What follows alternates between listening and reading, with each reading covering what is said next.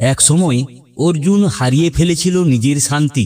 যুদ্ধক্ষেত্রে দাঁড়িয়ে সব দিক অন্ধকার মনে হচ্ছিল। তখনই শ্রীকৃষ্ণ বলেছিলেন এমন 10টি বাণী যা আজও আমাদের মন থেকে ভয় আর দুশ্চিন্তা দূর করতে পারে। আপনি কি জানেন সেই বাণীগুলি কি? আচ্ছা ভাবুন তো, জীবন মনেই কি শুধুই দুশ্চিন্তা? সকালে ঘুম থেকে উঠে রাতে ঘুমানো পর্যন্ত কি হবে, কি করব, এইসব ভেবেই কি আমাদের দিন কাটে? যদি বলি 1000 বছরের পুরনো এক মহাপুরুষের বাণী আজও আমাদের এই সমস্যা থেকে মুক্তি দিতে পারে। হ্যাঁ, আমি শ্রীকৃষ্ণের কথা বলছি। কুরুক্ষেত্রের যুদ্ধে অর্জুনের দুশ্চিন্তা দূর করতে তিনি যে গীতাজ্ঞান দিয়েছিলেন তা কেবল অর্জুনের জন্য ছিল না, তা ছিল আমাদের সবার জন্য। আজ আমরা সেই 10টি মহামূল্যবান উপদেশ নিয়ে কথা বলবো, যা আপনার জীবনে সব দুশ্চিন্তা দূর করে দেবে। শ্রীকৃষ্ণ বলেন, যা ঘটে গেছে তা ভালোই ঘটেছে, যা ঘটে মঙ্গলের জন্যই ঘটে, যা হচ্ছে তা মঙ্গলের জন্যই হচ্ছে। এক রাজা তার মন্ত্রীকে খুব ভালোবাসতেন। মন্ত্রী সব সময় বলতেন যা ঘটে তা ভালোর জন্যই। একদিন রাজার হাত কেটে গেল। রাজা দুঃখ পেয়ে বললেন, এবারেও কি বলবে যা ঘটে তা ভালোর জন্য? মন্ত্রী বললেন, হ্যাঁ মহারাজ, এটিও ভালোর জন্য। রাজা রেগে মন্ত্রীকে কারাবন্দী করলেন। কিছুদিন পর রাজা শিকারে গেলেন এবং অন্য রাজ্যের দস্যুদের হাতে ধরা পড়লেন। তারা দেবীকে নরবলি দিত, কিন্তু দেখলো রাজার হাত কাটা, তাই তাকে ছেড়ে দিল। রাজা প্রাসাদে ফিরে এসে মন্ত্রীকে মুক্ত করলেন এবং তার কাছে ক্ষমা চাইলেন। আমাদের জীবনে অনেক দুঃখ আসে, কিন্তু মনে রাখতে হবে এর পেছনে কোনো না কোনো কারণ লুকিয়ে থাকে। সময়ের সাথে সাথে আমরা বুঝতে পারি কেন এটি ঘটেছে। শ্রীকৃষ্ণ বলেন, তোমার কর্মে মনোযোগ দাও, ফলে নয়। ফলের ভয়ই দুশ্চিন্তার মূল। কাজ করো নিষ্ঠায়। একজন কৃষক খুব পরিশ্রমী ছিলেন, কিন্তু ফল ভালো হতো না। তিনি হতাশ হয়ে ঈশ্বরের কাছে প্রার্থনা করলেন। ঈশ্বর তাকে বললেন, তুমি শুধু তোমার কর্তব্য করো, আমি ফল দেব। কৃষক পরের বছর আরো বেশি পরিশ্রম করলেন, কিন্তু আবারও ফলন হলো না। তিনি হতাশ হলেন।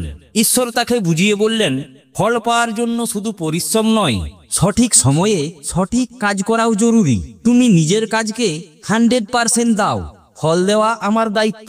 আমাদের প্রায়ই ফলের চিন্তা বেশি থাকে, কিন্তু যদি আমরা আমাদের কাজে 100% মনোযোগ দিই, ফল নিজে থেকেই আসবে। শ্রীকৃষ্ণ বলেন, আসল শত্রু তোমার মনের ভেতরে।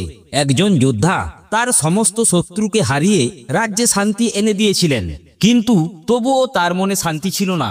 তিনি জানতেন না যে তার আসল শত্রু বাইরে নয়, ভেতরে। তার ভেতরের রাগ, হিংসা এবং অহংকারই তাকে শান্তিতে থাকতে দিত না। যখন তিনি নিজের এই দুর্বলতাগুলোর সঙ্গে যুদ্ধ করে জয়ী হলেন, তখনই তিনি সত্যিকারের শান্তি পেলেন। আমরা বাইরের সমস্যা নিয়ে বেশি ভাবি, কিন্তু আমাদের ভেতরের ভয়, রাগ এবং অহংকারই আমাদের সবথেকে বড় দুশ্চিন্তার কারণ। উপদেশ 4, যে নিজের উপর বিশ্বাস রাখে ঈশ্বর তার পাশে থাকেন।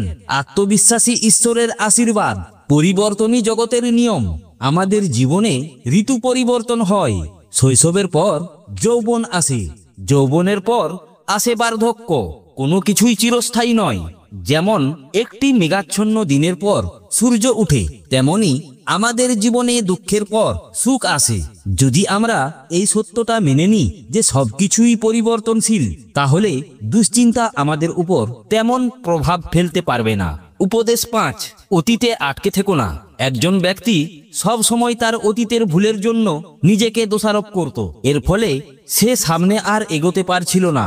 তার বন্ধু তাকে বলল, তুমি যদি গাড়ির আয়নার পেছন দিকে তাকিয়ে গাড়ি চালাও, তাহলে কি কখনো নিরাপদে সামনে এগোতে পারবে?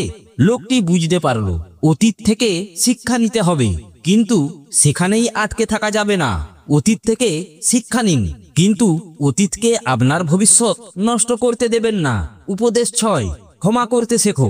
দুই বন্ধুর মধ্যে খুব ঝগড়া হলো। একজন তার বন্ধুর উপর রাগ করে থাকলো। সেই রাগ তাকে ভেতর থেকে পুড়িয়ে মারছিল। অন্য বন্ধুটি ক্ষমা করে শান্তিতে ছিল। অবশেষে রাগ করে থাকা বন্ধুটি যখন তার বন্ধুকে ক্ষমা করলো, তখন তার মনে শান্তি ফিরে এলো। ক্ষমা করা মানে অন্যকে মুক্তি দেওয়া নয়, নিজেকে মুক্তি দেওয়া। উপদেশ 7, আবেগ নিয়ন্ত্রণ করো। যখন আমরা রেগে যাই, তখন অনেক ভুল সিদ্ধান্ত নিই।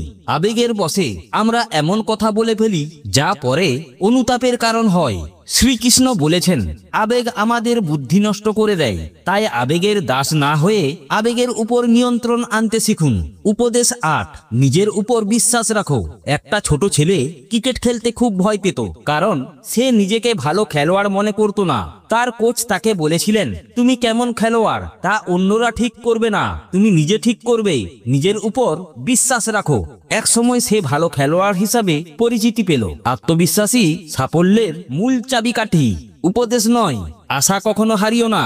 অন্ধকার রাতের পর যেমন সূর্য আসে, তেমনি আমাদের জীবনের দুশ্চিন্তার পর সুখ আসবে। আমাদের শুধু অপেক্ষা করতে হবে এবং আশা রাখতে হবে, যত কঠিন সময় আসুক না কেন।